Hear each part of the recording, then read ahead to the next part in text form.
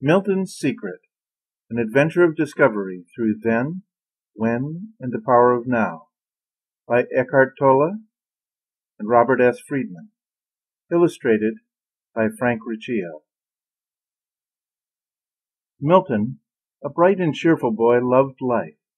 He loved his mom and dad and his nice house. He loved his cat Snuggles. He loved school and his teacher, Mrs. Ferguson. He loved to play dodgeball at recess. But most of all, he loved going to the ice cream shop with his dad after dinner to get his favorite sundae. One day at school he was playing catch with his friend Timmy when a mean-looking, much bigger boy named Carter walked over to him, screwed up his face, and said, "Milton. What kind of name is Milton? You weirdo." Suddenly, he pushed Milton so hard that he stumbled and fell to the ground, scraping both his knees. Confused and frightened, Milton fought back his tears. Just then, Mrs. Ferguson ran over and took him by the hand. "Go back to your classroom at once," she said to Carter. While walking away, Carter glanced back at Milton, mumbling something under his breath that sounded like, "I'll get you next time." In the evening, his parents and his Grandpa Howard, who was visiting with them, noticed he wasn't the same Milton. He didn't smile much, he picked at his food, and he wasn't even excited about going to the ice cream shop after dinner. "What's the matter with you, Milton? Is something wrong?" his mother asked. "No, nothing," said Milton. That night, Milton couldn't get to sleep. He was thinking about what happened, and what would happen when he ran into Carter next time. "Why did he pick on me?" he kept thinking, over and over. "Why me? What's he going to do to me next time?" The more he thought about all of this, the more frightened he became. He thought about it so much that he became more and more scared until he completely forgot that he was in a warm bed in his little room. While he was tossing and turning, worrying and imagining, there was the eerie sound of a cat screaming in the distance, but Milton didn't even hear it. He was too busy thinking about Carter, thinking about what had happened that day and what might happen tomorrow. In the morning, Milton was so tired he couldn't stop rubbing his eyes. He headed downstairs to do what he did first thing every morning, give Snuggles his breakfast. But when he opened the door to the kitchen, oh, what a sight! There was Snuggles all beaten up.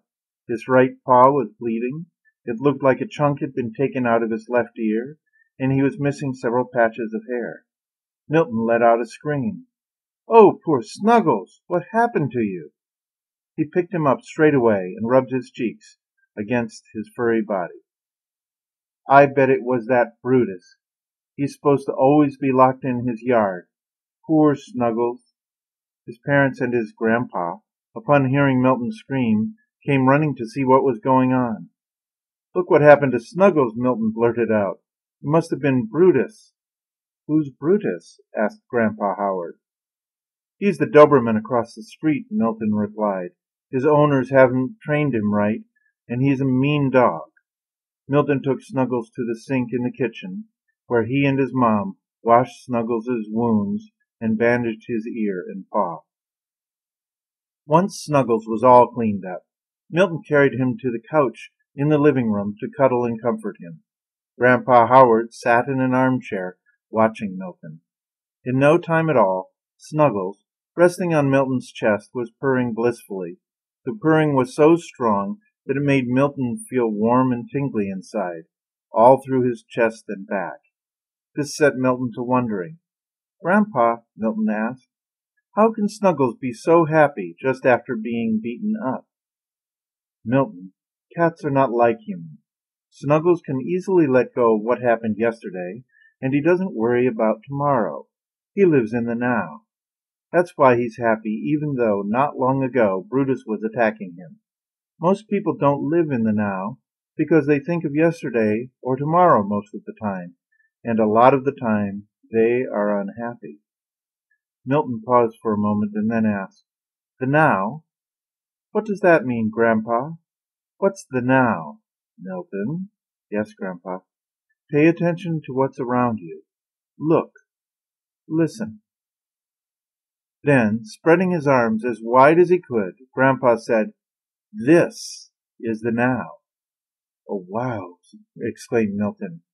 "Wherever you are," said Grandpa, "that's the now. You just have to pay attention." "Grandpa," Milton asked, "can you always live in the now like Snuggles?" "Sometimes I can," said Grandpa Howard. "But no, not always." Just then, Milton's mom called from the kitchen, "Come and get your breakfast, Milton, or you'll be late for school." That day at school, he watched out for Carter. He looked for him down the halls, in the lunchroom, in the bathroom, on the playground. He didn't want to run into him again. In the evening after dinner, Milton and Grandpa were in the backyard. Milton looked worried again, so Grandpa said to him, "Your mom and Dad think something has been bothering you, Milton, and I noticed it too. Do you want to tell me about it?" Milton could feel the fear inside him start up again. After a while he said, "A boy in the 6th grade pushed me down in the schoolyard, and just because my name is Milton. He's so big, Grandpa. What if he tries to do it again?"